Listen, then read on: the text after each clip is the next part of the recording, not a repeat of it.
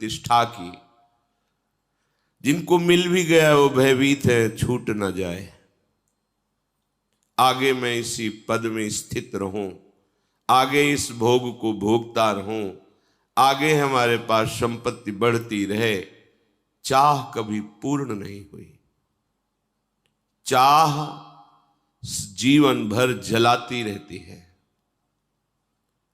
यदि प्रभु की शरण में हो, प्रभु का भजन करने का अवसर मिला, फिर आपने चाह की भोगों की, तो हमारे प्रभु इतने करुणामय हैं।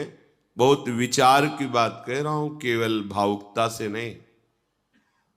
वो वही रूप धारण करके आपके समीप हो जाते हैं। आप जिस वस्तु की भोग की इच्छा करते हो, वो वस्तु प्रभु बन जाते हैं।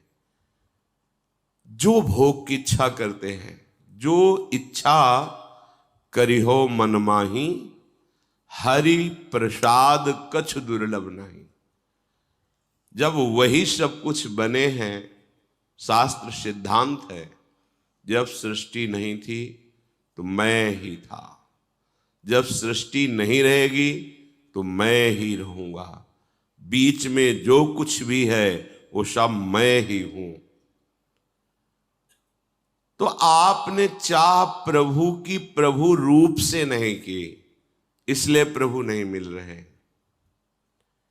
आप चाह उन्हीं समर्थ प्रभु से जो जो कर रहे हैं, वो देख रहे हैं, तुम्हारी सुन रहे हैं। अगर चाह मिट जाए और प्रभु की चाह प्रकट हो जाए तो भगवत प्राप्ति जैसा सहज कुछ है ही नहीं। किसी ने किसी महापुरुष से प्रश्न किया कि हमें 20 वर्ष हो गए भजन करते हुए, हमें भगवान क्यों नहीं मिले? कितना भजन करना पड़ता है, क्या करना पड़ता है जिससे भगवान मिले, मुझे क्यों नहीं मिले?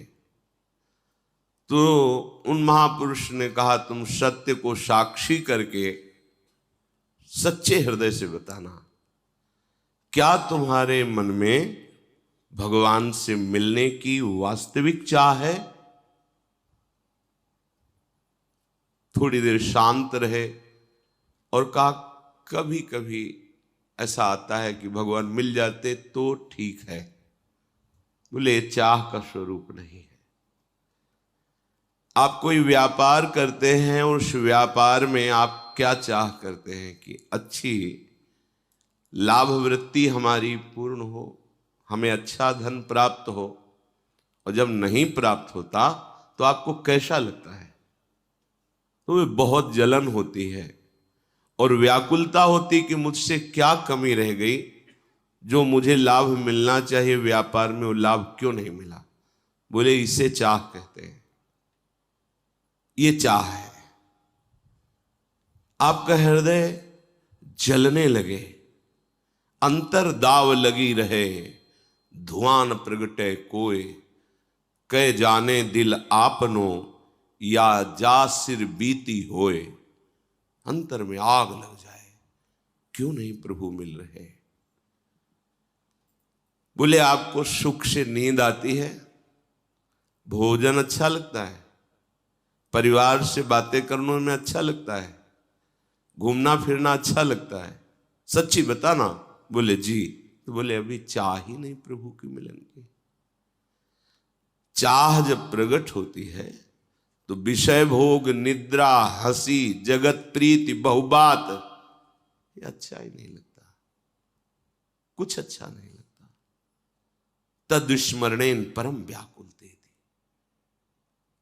ऐसे महापुरुष से विस्मरण तो होता ही नहीं। अगर विस्मरण का भ्रम हो जाए, परम व्याकुलते थे,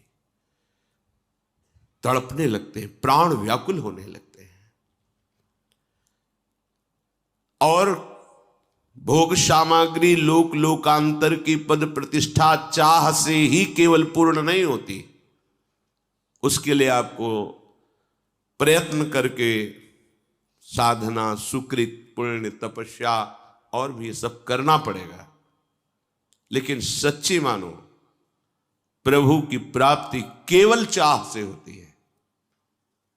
बस ये चाह प्रकट करना महापुरुषों के संग से ही हो सकता है। साधना से प्रभु का साक्षात्कार नहीं होता, तपस्या से प्रभु का साक्षात्कार नहीं होता। आपको लगेगा ऐसा क्यों कह रहे हैं? क्योंकि आज तक कोई साधना का मूल्य ऐसा नहीं हुआ जो प्रभु को खरीद सके। अनंत महामहिम प्रभु को कोई तपस्या के द्वारा खरीद सके, ऐसा कहीं प्रमाण नहीं मिला। लेकिन जब चाह करके अंदर से हमारी व्याकुलता बढ़ती है तो बाहरी चेष्टा को आप साधना कह लें, तपस्या कह लें, योग कह लें, वो अलग बात है। उस चाह में प्रभु का प्रादुर्भाव हो जाता है। ऐसी चाह जिसने सब चाह को भस्म कर दिया, अब जिया ना जाए, जिया ना जाए, अब चैन नहीं। ये चाह जितनी ज्यादा प्रकट होगी, जैसे काम की चाह प्रकट होती है तो जिस गली में अपना प्यारा रहता है, कामना जिससे युक्त है, उधर ही दृष्टि रहती है, वही मन घूमता है।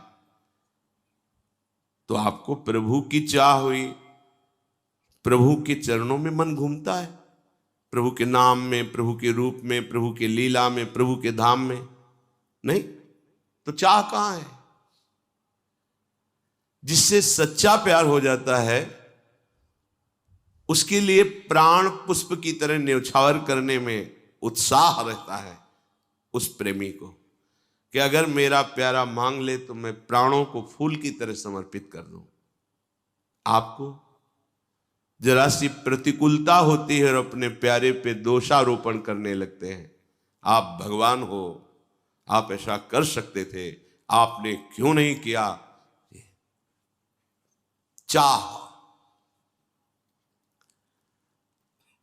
अगर हम किसी गुण की, किसी पद की, किसी भोग की, किसी योग्यता की हमारे अंदर चाह है तो अभी प्रभु मिलन की चाह नहीं है।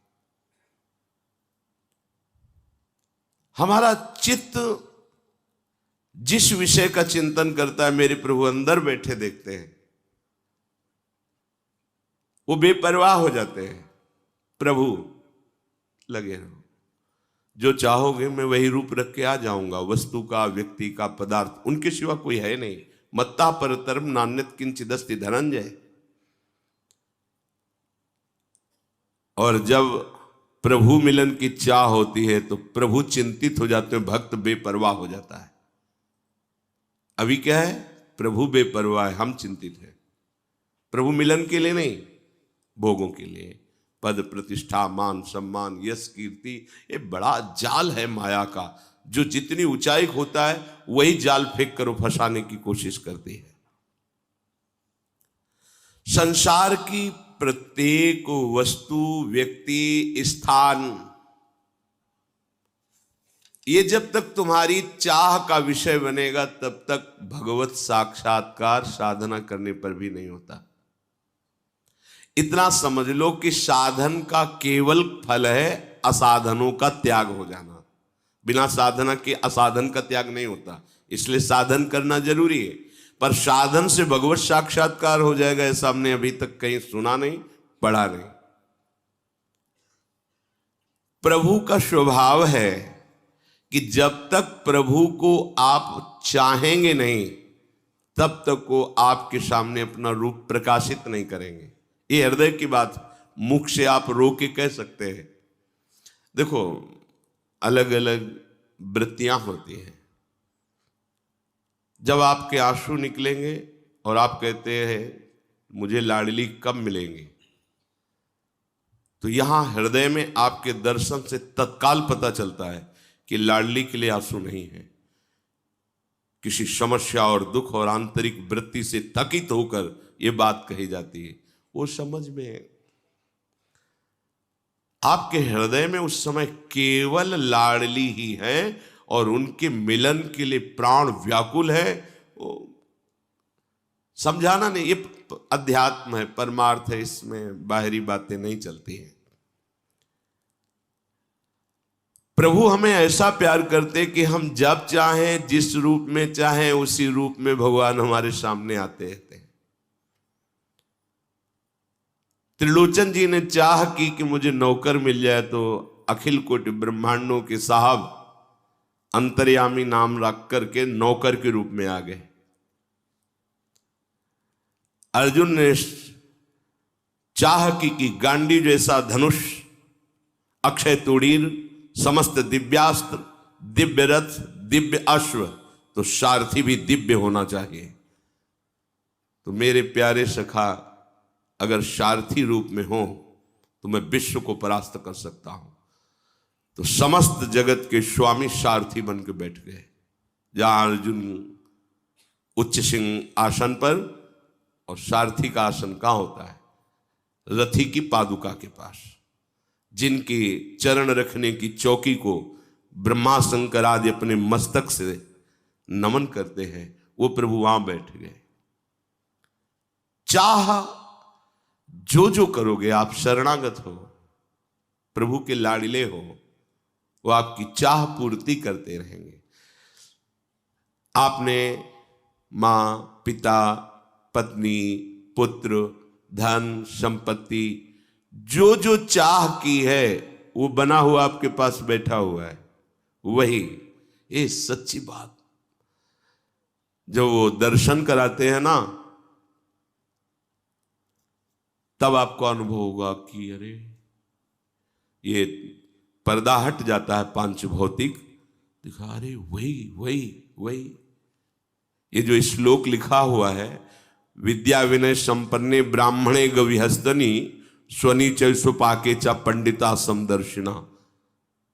जिधर दृष्टि डालता है उधर वो मुस्कुराते हुए दिखाई देते हैं। जब पर्दा हट जाता है अज्ञान का, तो चींटी में भी, हाथी में भी, ज्ञानी में भी, अज्ञानी में भी, पवित्र योनि में भी, अपवित्र योनि, वो पर्दे नहीं है। वो केवल जिधर देखता है, जैसे गोपीजन जित देखो तित श्याममयी। सखुबाई को दर्शन कराने के लिए सखुबाई बन करके बन गए, और उसके पति की सास की सबकी सेवा कर रहे हैं। कौन? जिनकी सेवा में अनंत शक्ति संपन्न पार्षद हाथ जोड़े खड़े रहते हैं, वो सखुबाई बन करके बंध गए और सेवा कर रहे हैं, पैर दबा रहे हैं उसके पति के। हमारे प्रभु की कोमलता, दयालुता, कृपालुता, महानता, स्वभाव आप नहीं जानते। स्वामी श्री अखंडानंद जी ने पूज्य भाई जी से कहा, एक बार आप अपने दिल की बात बता दो, एक शब्दों में। तो भाई जी ने कहा, उमा राम स्वभाव जेहि जाना, ताई भजन तज भावना। अश्रु प्रवाह होने लगा और कहा, जिसने भगवान के स्वभाव को जान लिया उसे भजन के सिवा कुछ अच्छा नहीं। सच्ची सच्ची हम जो चाह करते हैं, मेरा प्रीतम वही बना मेरे सामने होता है। अगर हम ये अन्य नाम रूप वस्तु व्यक्ति भोग की चाह ना करें, केवल ललित त्रिभंगी, तो वही रूप यानिक सिकुंज ठाड़े भय भुजा पर